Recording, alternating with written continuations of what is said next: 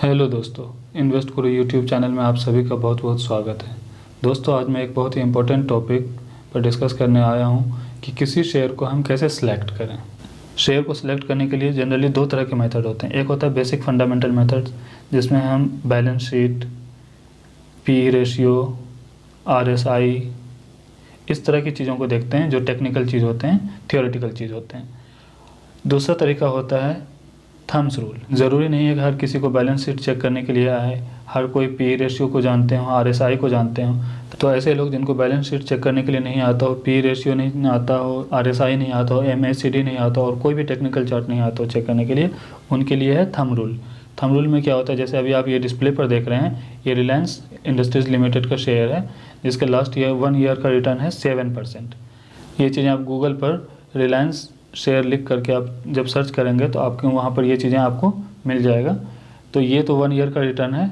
आगे अगर देखें तो ये है फिर 5 ईयर का रिटर्न।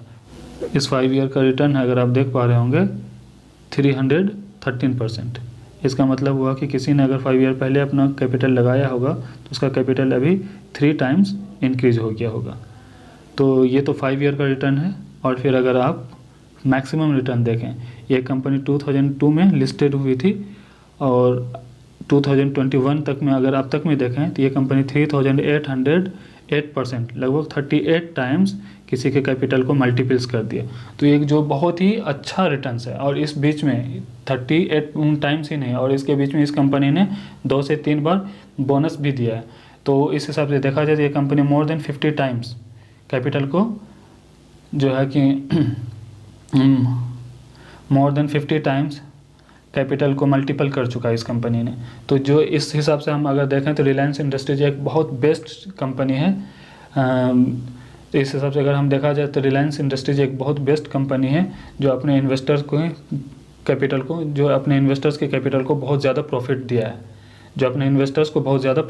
है, तो इसी तरह से हम शेयर को चेक करते हैं। आइए और कुछ और शेयर को देखें।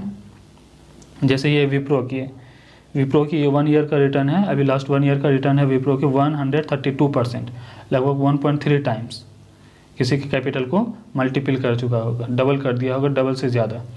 और अगर आप 5 ईयर का रिटर्न देखें तो 5 ईयर का रिटर्न है विप्रो का 154%। इसका मतलब हुआ 1.5 टाइम्स। सिर्फ ये इतना ही टाइम्स नहीं है, विप्रो ने इन 5 ईयर में 2 बार अपने इन्वेस्टर को बोनस दिया, 1:1 का बोनस दिया। इसका मतलब ये हो गया इस कंपनी ने 5 ईयर में अपने इन्वेस्टर का कैपिटल को कम से कम 5 टाइम्स मल्टीपल्स कर दिया, तो जो कि बहुत अच्छा रिटर्न है, 500% तक कर दिया। और अगर आप इस कंपनी के मैक्सिमम रिटर्न्स को देखेंगे तो ये कंपनी की मैक्सिमम रिटर्न्स है 37.37 टाइम्स, कि किसी के कैपिटल्स को इस कंपनी ने, विप्रो ने 37.37 टाइम्स मल्टीपल कर दिया। ये सिर्फ इतना ही नहीं किया, इस 20 ईयर्स में अगर आप देखा जाए तो इस कंपनी ने 10 टाइम्स, कम से कम 10 टाइम्स इस कंपनी ने बोनस दिया है। 1:2 का भी बोनस दिया, 1:1 का भी बोनस दिया, 2:1 का भी बोनस दिया। और अगर बोनस के साथ देखा जाए तो इस कंपनी ने अपने इन्वेस्टर के कैपिटल को 150 टाइम्स से ज़्यादा मल्टीपल अपने इन्वेस्टर के कैपिटल को कर दिया। तो ये एक बहुत बड़ा रिटर्न्स दिया है इस कंपनी ने। इसीलिए शेयर मार्केट में विप्रो को एक आइडियल कंपनी माना जाता है रिटर्न्स के लिए। और ये कंपनी अजीम प्रेमजी की कंपनी है, जो कि अपने शेयर होल्डर्स के लिए बहुत ही ज़्यादा लॉयल रहते हैं, बहुत अच्छे हैं। तो हम इसी तरह से शेयर को सिलेक्ट करते हैं। पहले हम 1 ईयर का देखते हैं रिटर्न्स, फिर हम 5 ईयर का देखते हैं, फिर हम मैक्सिमम को देखते हैं। अगर ये सभी 1 ईयर, 5 ईयर और मैक्सिमम, 1 ईयर का हो सकता है रेड में भी आए, लेकिन इन सब का अगर ग्रीन में आ रहा हो और अच्छा खासा रिटर्न दे रहा हो तो समझिए वो कंपनी हमारे लिए प्रॉफिटेबल कंपनी है। अदरवाइज़ ऐसे जो कंपनी प्रॉफिटेबल में नहीं है, इन चीज़ों में नहीं आता हो, उस कंपनी को आप छोड़ दीजिए। उस कंपनी के शेयर में आप कभी भी उस कंपनी के शेयर को आप मत खरीदिए। और अगर आप इसी तरह से एक और देखें, नवीन फ्लोरिन का 1 ईयर का रिटर्न है 131%, 5 ईयर का रिटर्न है इस कंपनी की 773%, लगभग 8 टाइम्स कैपिटल को मल्टीपल कर दिया। और अगर मैक्सिमम देखें इस कंपनी की तो मैक्सिमम रिटर्न है 5900, तो लगभग 60 टाइम्स इस कंपनी ने अपने इन्वेस्टर के कैपिटल को मल्टीपल किया है। तो इसी तरह से हम शेयर्स को देखते हैं कि कोई भी शेयर अगर ग्रीन में हो और अच्छा रिटर्न्स दिया हुआ हो तो ऐसे शेयर्स को हम बाई करते हैं। और अगर कोई शेयर सपोज़ करिए ये कि कहीं पर 4000 रुपीज़ पर होता है और वो डिक्रीज़ होते होते यहाँ चला आया और कोई शेयर अगर सपोज़ करिए वो इनिशियली 4000 रुपीज़ पर वो डिक्रीज़ होते होते मैक्सिमम में यहाँ आ गया और यहाँ से अब ऐसे ऐसे कर रहे हैं शेयर, ऐसे शेयर को बाय करने की ज़रूरत नहीं है। जो शेयर इनिशियल से ही अपना पोजीशन बनाया हुआ है ऊपर की तरफ, असल में मार्केट मॉडल उसी शेयर का बेस्ट है, इसीलिए वो शेयर जो है प्रॉफिट में जा रही है। ये शेयर का मार्केट मॉडल ज़्यादा बेस्ट नहीं, इसलिए ये शेयर लॉस में जा रही है और ये शेयर अब दोबारा प्रॉफिट में नहीं आने वाली। ये शेयर की कंपनी को कभी ना कभी बंद होना होगा, इसमें आप अपना पैसा लगा करके नुकसान न करें। तो मैं वो रेड वाला तो एग्जाम्पल नहीं दे पाया,